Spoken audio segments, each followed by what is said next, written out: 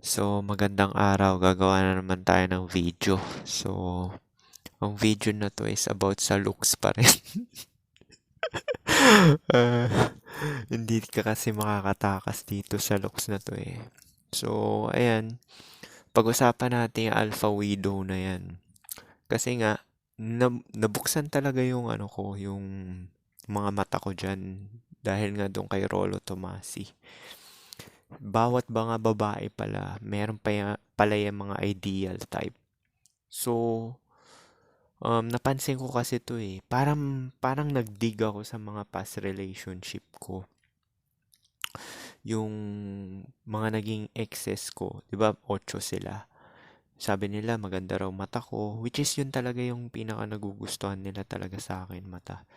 Merong isang babae sabi sa akin, ah, pangalawa ko ata yun o pangatlo. Pangatlo siya, pangatlo. Yun yung nakita ko sa yearbook. So, sabi niya kakamukha ko raw si Hayden ko. Kasi nung mga time na yun, yun yung ano eh, 'di ba si Hayden ko yung isa pang ano yan, isa pang patunay yan na Alpha Fox. Kasi 6'3" yung tao na yun, tapos matangkad, tapos yung mata niya parang pareho daw sa akin.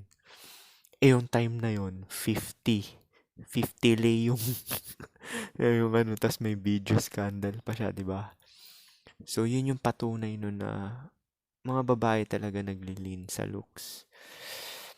Na ano, si Hayden ko ang ano nun, doktor na yun ah. So, yung mga game-game na yan, wala naman talagang game eh. Kasi yung mga babae, may alpha widow na yan. Ibig sabihin, may ideal guy na yan sa utak nila or dream guy. Yung phenotype na type talaga nila sa utak nila. Tapos pagka um, sumakto na kahawig mo or pasok dun sa standards nila, magugustuhan ka. Kasi si Rolo Tomasi sinasabi niya kasi meron kasing ovulatory shift daw yung babae. Pinakinggan ko kasi ovulatory shift niya eh, na yung babae daw sa 14 days bago ma-fertilize yung egg, doon sila yung naghahanap. Yun yung parang ano, naghahanap sila ng mga parang alphas. Yung mga dominante, matangkad, tapos may tsura. Tapos, yun na raw yung parang trick daw, trick. Kasi sa PUA daw, yun daw yung trick. Parang maging pick-up artist. Yung time na raw na ganun, na hot daw sila, yung parang horny, na gusto makipag-fuck. Yun daw yung i-grab mo yung opportunity na mag-ano ka, display ka ng alpha traits. Paano ba maging alpha traits? Yung mga dominante, tapos not giving a fuck, tapos yung mga parang game na parang manipulation, which is hindi naman talaga tatalab eh. Kasi yung looks talaga, bago pa tumalab yung mga game na yan, is gusto ka na talaga ng babae base sa itsura mo. So, hindi ako naniniwala dyan na yung parang game, yung mga pick-up artist, yung approach. Sure, tatalab yung approach kung pogi ka na talaga at pasok ka dun sa parang alpha widow niya sa utak. Yun yung typical na ano, ideal guy ng babae. So, pasok ka na dun. Kagaya nun sa akin, kaya naman ako minessage nun dahil kahawig ko raw si Hayden ko eh. Yung mata ko raw eh. Tapos maliit daw lips ko, maliit daw yung mata ko. So, pasok talaga sa mga standard nila. So, usually kasi yung mga babae na nagkagusto sa akin, yung mata ko raw talaga gusto nila eh.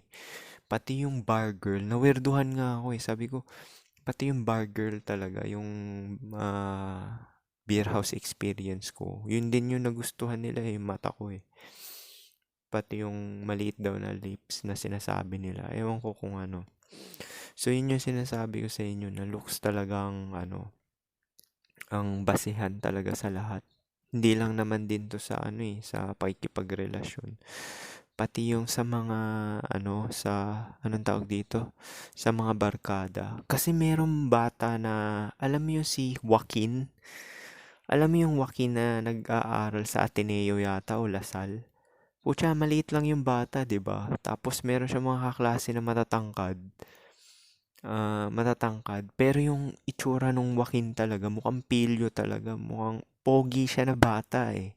Alam mo yung umiihi yung mga bata sa CR, pinagsisipa niya. Tapos parang sinasabi niya, anong gusto mo? Kahihiyan or ano? Basta pinapili niya yung ano. Tapos yun yung nagkakarate. So, yung looks talaga parang may determining factor siya sa distribution ng hormone mo. Tapos may intimidating factor na rin yan. Tsaka yung anong tawag dito, manipulation tactics. Actually, yung mga manipulation tactics nga, kasi nanonood ako ng Ayano Koji. Kaya ginagawa ko rin yung mga parang sa 48 Laws of Power. Kasi nga, medyo may itsura naman na ako. Kaya sa akin tatalab yung mga ganyan. Pero kung gagawin niya ng mga normie or below average, hindi siya tatalab. Hindi siya tatalab. Sa normie pwede pa, pero sa below average, hindi. Kasi may perception na, alam mo yung horn effect, 'di ba? Halo effect sa ano, pogi, tsaka may itsura. Sa mga pangit or below average yung looks, horn effect. Ibig sabihin, suspicious. Pag gumawa ka ng kabutihan, nagiging suspicious siya. Sabi, ano na naman kaya kailangan nito? Ba't biglang mabait siya? O, ang creepy naman nito. Tapos, ah, pagka yung ano, pagka yung below average nagbibigay ng bulaklak, tawag simp. Pag pogi gumawa nun, sweet eh. Yan yung sinasabi ko sa inyo, di ba? Totoo talaga yan kasi nakikita ko yan, naobserbahan ko yan sa mga tao eh. Pagka yung lalaki nagbigay ng bulaklak tapos trip nila yung lalaki, napabilis yung hypergamy nila. Ibig sabihin, yung trip nila na ideal guy na ano, pumunta sa kanila na napabilis. So, yun yung naobserbahan ko na may ideal guy na talaga sila sa utak nila. Kaya yung mga babae, lalo na yung mga 25 pataas, super taas na standards niya. Siguro mahilig manood ng Korean novela yan, mga series ganyan. Tapos sabay yung 50 Shades of Grey. Parang mataas talaga yung hypergamy, ano nila, parameter. Yung mga naging ex ko, hindi naman gaano sila nanonood ng mga telenovela eh. Kasi nga sinasabi ko rin yan sa inyo, yung mga ma-attract mo rin is kagaya mo rin naman. So, hindi rin ako nanonood ng TV. So, usually ganun eh. Parang may something rin yan eh. Conscious level din. Pero medyo esoteric na yun eh. Hindi ko na ikikwento yun dito. Baka sabihin nyo na naman kasi na delusion or something. Pero, yung looks din kasi parang, ano din siya, nagpro-project siya ng parang personality mo. Kuwari, itong tao na to, mabait to, base sa itsura niya, hindi siya gagawa ng kasamaan. Ito, mukhang dark triad to. Kasi, which is totoo naman talaga. Nalalaman ko yung mga lalaki na may dark vibe. Oo, may tsura sila. Kaso, parang aggressive talaga sila. Kasi yung kilay nila talaga, parang sharp. Tapos yung eyes nila, parang madilim na parang sharp din talaga. Ganon din naman yung itsura ko kasi may hold-upper dati na parang trip ako, yun nga, i-pickpocket. Tapos tinitigan ko lang. Unti-unti na siyang umatras. Pero wala naman akong intention na parang pumalag. Kasi pagka ganun, bigay mo na lang. Yun yung logic ko. Hindi kasi worth it eh. Dahil pera lang yan or something. Pero wala namang kinuha sa akin kasi tinitigan ko, natakot na eh. So, yun yung sinasabi ko, yung looks talaga nakikita, yung personality ng tao dyan eh. Tsaka kaya nga sinabi nila, looks are deceiving, di ba? Nakaka-deceive talaga siya kasi mostly ng manipulative na tao is may itsura. At saka yung super pangit, yung mga super pangit na mga lalaki at babae, usually sa babae. Kasi pag pangit yung babae, nagpe-play ng victim or ape. So, dahil babae sila, syempre, yung mga lalaki, mas magiging mabait dun sa pangit na yun. may advantage yung pangit na babae. Pero sa lalaki, nag-play victim, walang pakialam. Bahala ka dyan, anong victim? Hindi ka victim, gago ka ba? Yun yung perception sa lipunan natin eh. So, yung looks talaga is malaki siyang bagay sa lahat. Tapos yun nga, yung mga sinasabi ko sa inyo na may ideal na sila, may alpha widow. Kasi naobserbahan ko rin yan dahil di ba sinabi ko 30 plus na nga yung mga naka-dates ko. So yun, yung trinay ko na yan sa 28 na anyos na babae, yung 31 na virgin, hindi niya pa rin talaga ako gusto. Yung 37 na virgin, hindi niya pa rin talaga ako gusto. Sabi ko, ano bang gusto nito? Sabi ko, yun pala yun. Simula na panood ko yung kay Rolo Tomasi na hypergamy na konektado dun sa ano nila, sa ano tawag dito, alpha widow. Kahit pala na walang experience yung babae, may alpha widow na pala yan. Kasi dahil sa hypergamy standards niya, yung ideal guy na nasa utak niya, yun yung parang i-overcome mo. Kailangan maging kahawig mo yung lalaki na yon, yung parang pinagpapantasyan niya. Kagaya ng mga puti, 'di ba yung mga westerner na babae, yung mga puti, yung nag-boom yung BTS.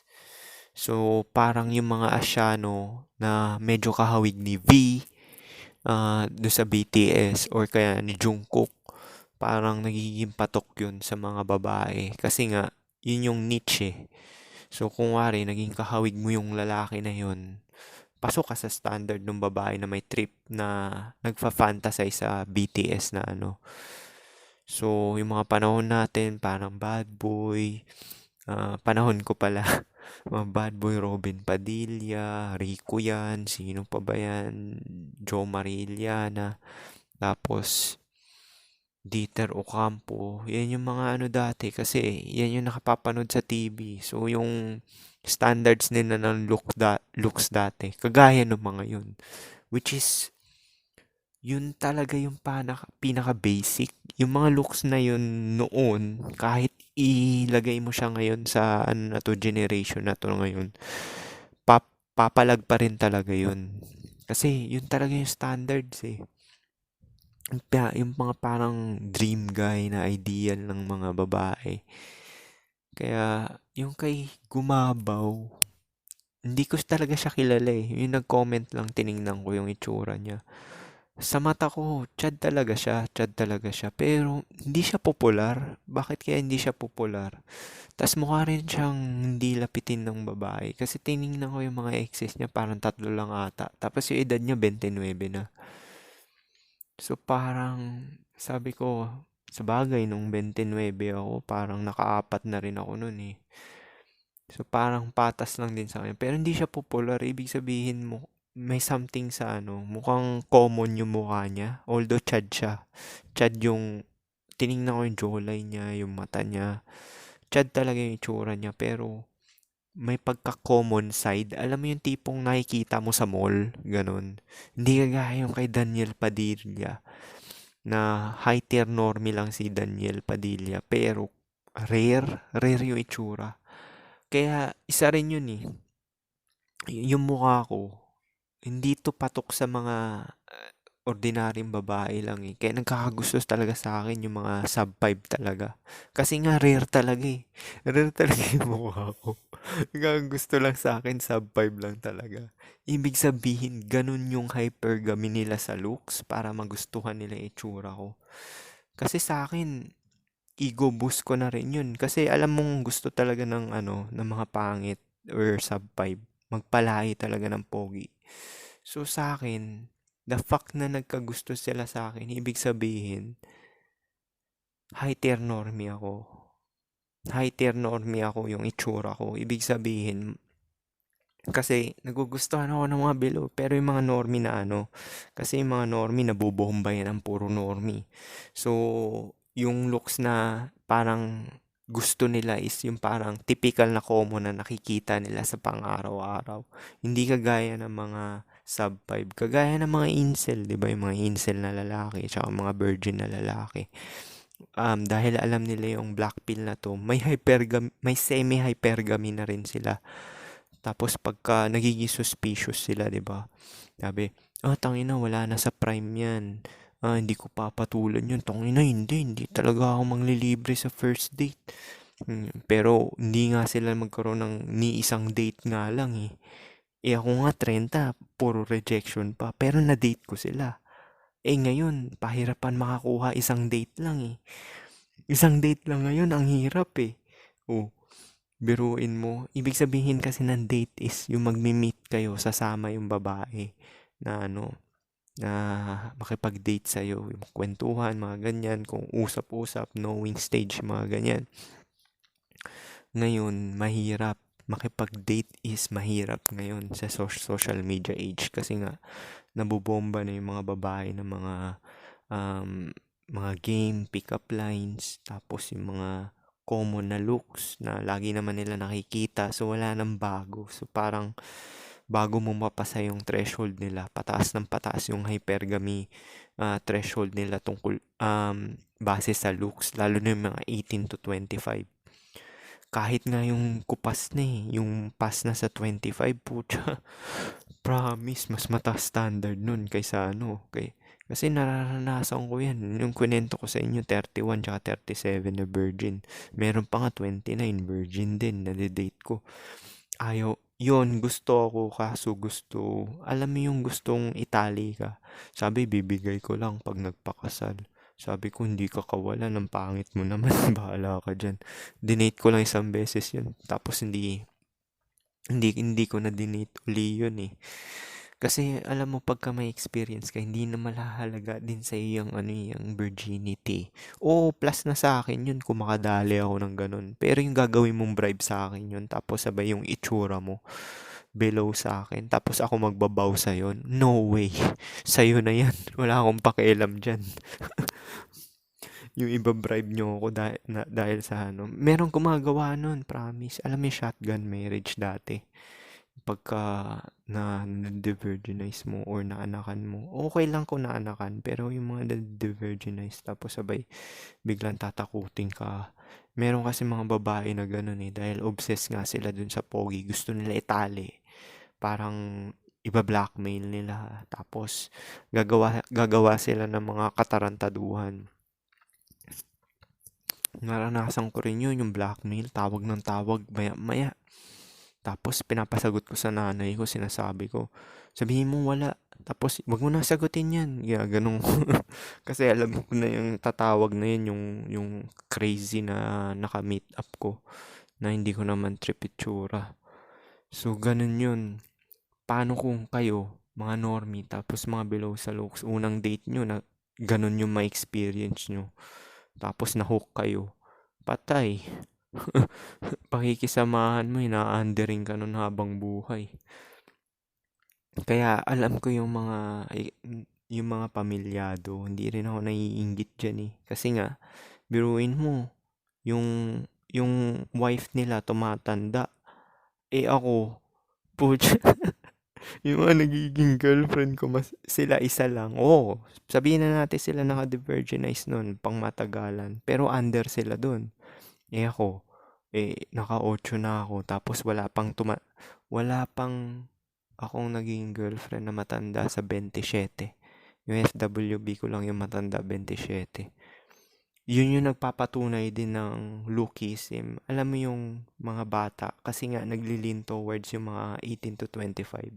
Mas priority talaga nila looks. The fact na sa edad kong to, nakakadali ako ng ganun. Ibig sabihin, pumapalag yung itsura ko, yung looks ko. Ibig sabihin, nagugustuhan nila. Kahit na sub 5 sila. Sa paningin ko ewan ko sa inyo kapag pinakita ko yung picture. Kasi merong isang red pillar, pinakita ko yung picture, sabi nila normie naman daw yung girlfriend ko. Mga naging ex ko. Pero hindi siya normie, promise, sub 5 siya. Ang maganda lang sa kanila yung orbital lang talaga. Hindi nagsho-show yung upper lid exposure nila. Sa bagay, pagka nag-show yung upper lid exposure na malala, yung parang bug eye talaga. Wala akong naging girlfriend na ganun yung bug eyes. Lahat nakatago yung upper eyelids nila. Sa bagay, may point din naman yung red pillar na yun yung pinakita ko.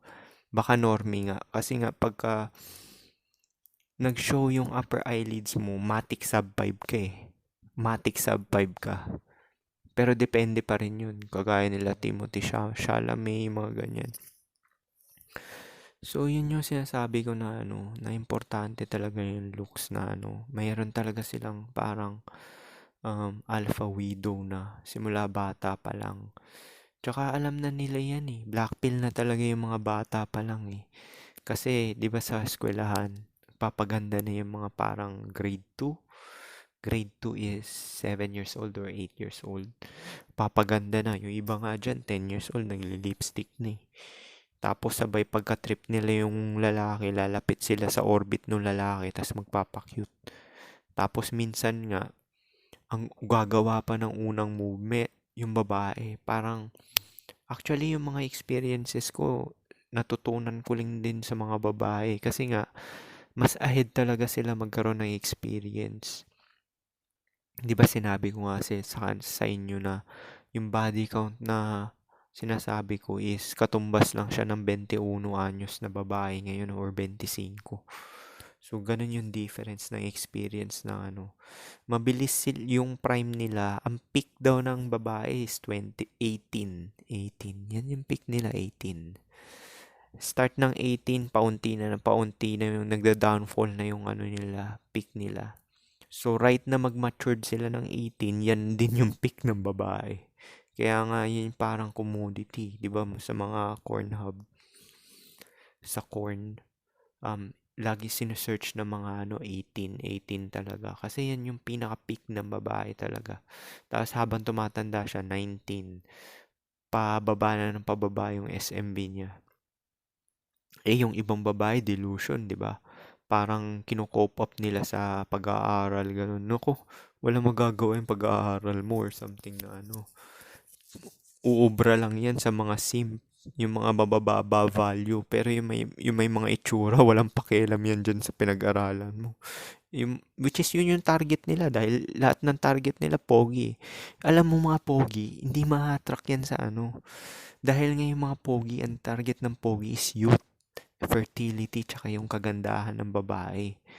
So, mga pogi, hindi ma-attract yan sa Kaya nga ako, parang trip ko yung walang pinag-aralan eh. Yung HCA sa amin. Kasi nga, hindi pa siya nagka-college. 20 anyos pa lang siya.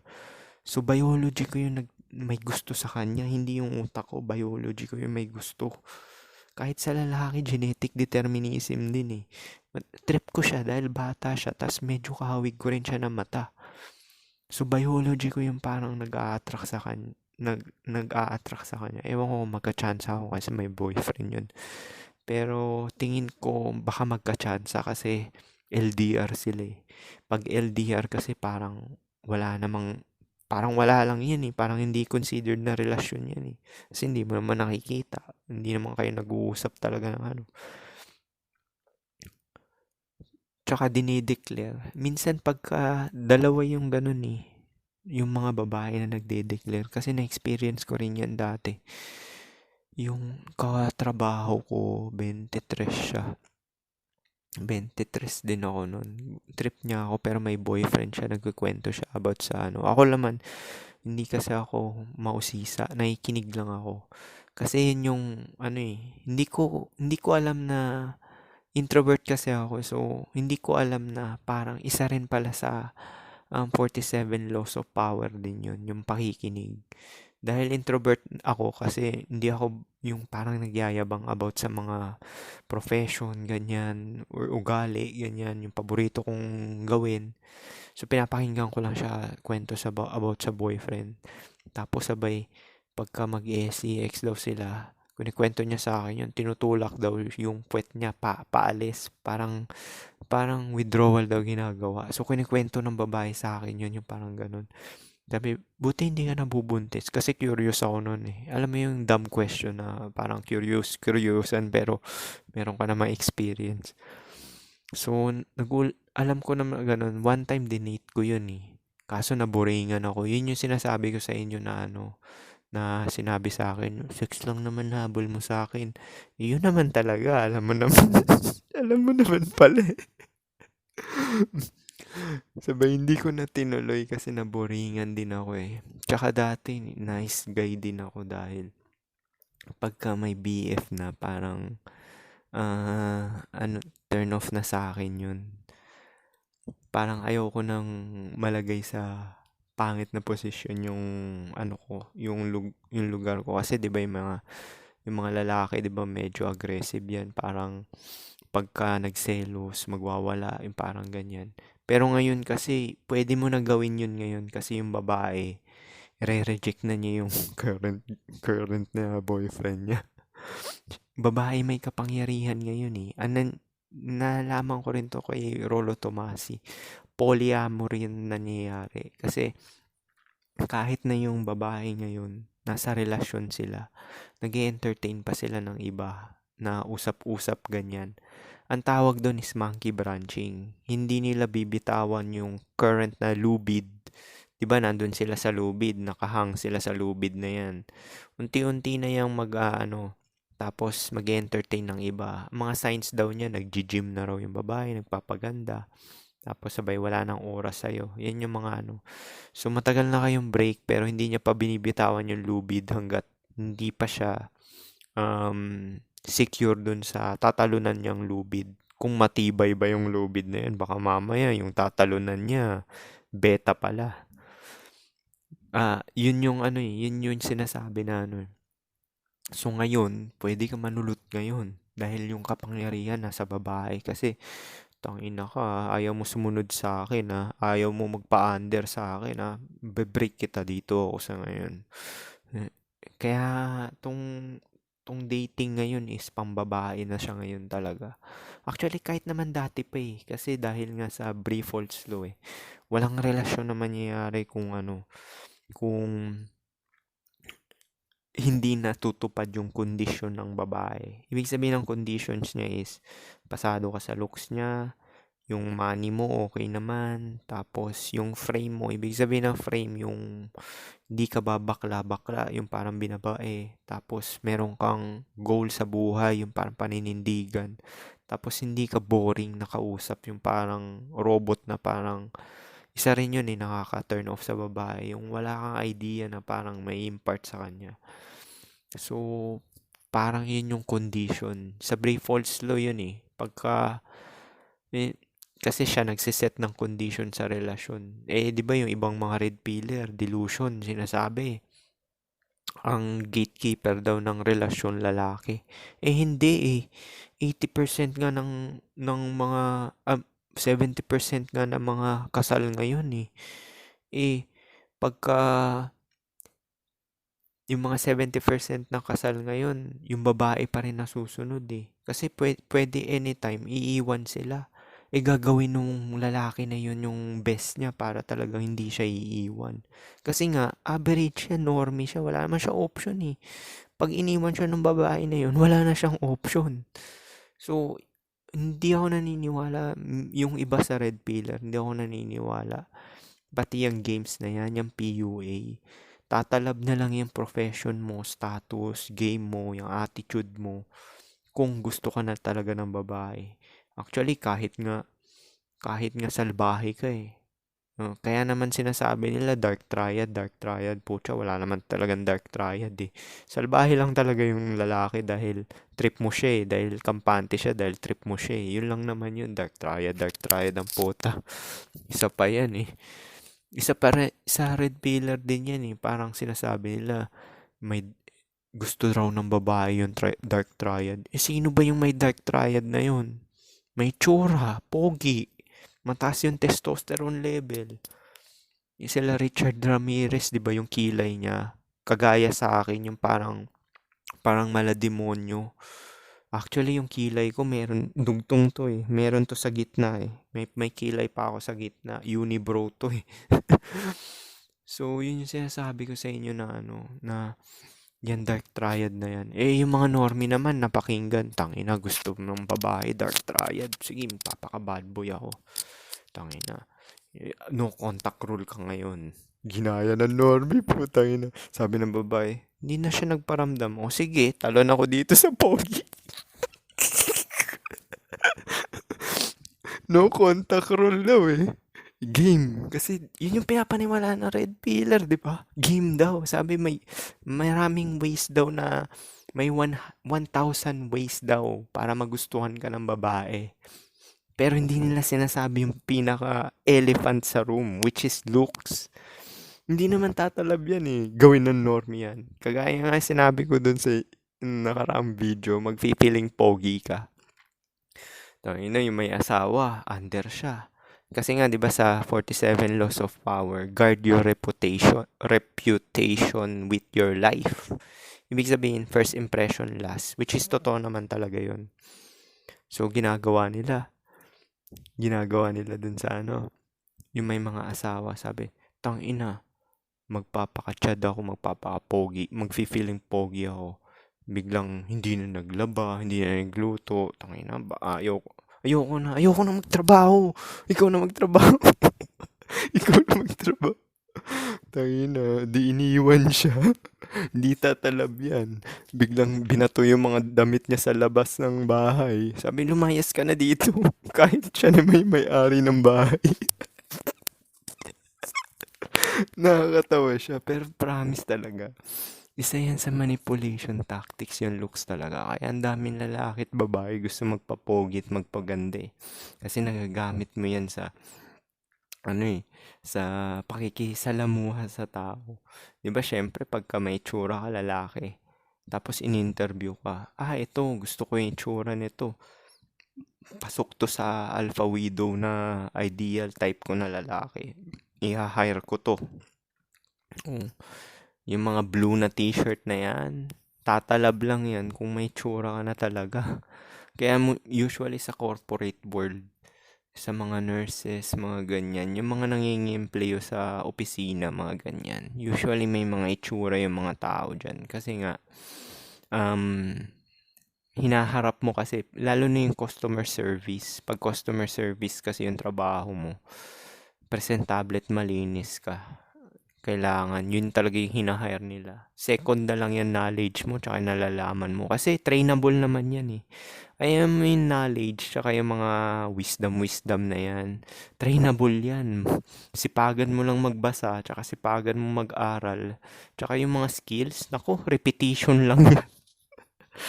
Yung skills na yan, gawin mo lang yan. Kaya nga, usually naman sa trabaho na ginagawa ko, hindi naman talaga ako interested sa trabaho ko eh. Na-adapt ko na lang yan kasi repetition. Alam mo yung everyday mong ginagawa na ano. So, talagang gagaling ka. So, yung mga sinasabi nila na, genetic yung mga ganyan-ganyan. Oo, may factor din yun. Genetic din yung katalinuhan. Pero, nadadaan yun sa repetition tsaka memorization. Actually, dyan nga nakabase yung ano eh, school system natin, di ba? Di ba yung school system natin, ituturuan ka ng A, B, C, D, E, F, G, A. Tapos sabay 1, 2, 3, 4, 5, 6, yung mga basic. Tapos re-repeat mo yan, re-repeat mo yan, re-repeat. Tapos sabay yung mga sentences structure para ano, i-repeat mo yan para hindi ka magkamali ng grammar. O, dahil lagi mong ginagawa yan sa school everyday, magiging proficient ka talaga. Pero na lang kung natutulog ka sa klase mo. So, yun, mabalik tayo dun sa looks na yan. So, yung mga games na yan, wala nang games ngayon, lalo na sa SOCMED, sa mga pick-up lines, di natatalab talaga yan. Tatalab na lang yan sa trip na talaga ng babae na itsura mo. Wari yung ideal guy nila, ng trip talaga nila. Doon na lang tatalab yung mga game na yan. Wala naman talagang game kahit dati pa yan eh. So, paano? Mahaba na pala to. Putulin ko na to. Paulit 34 na. So, peace.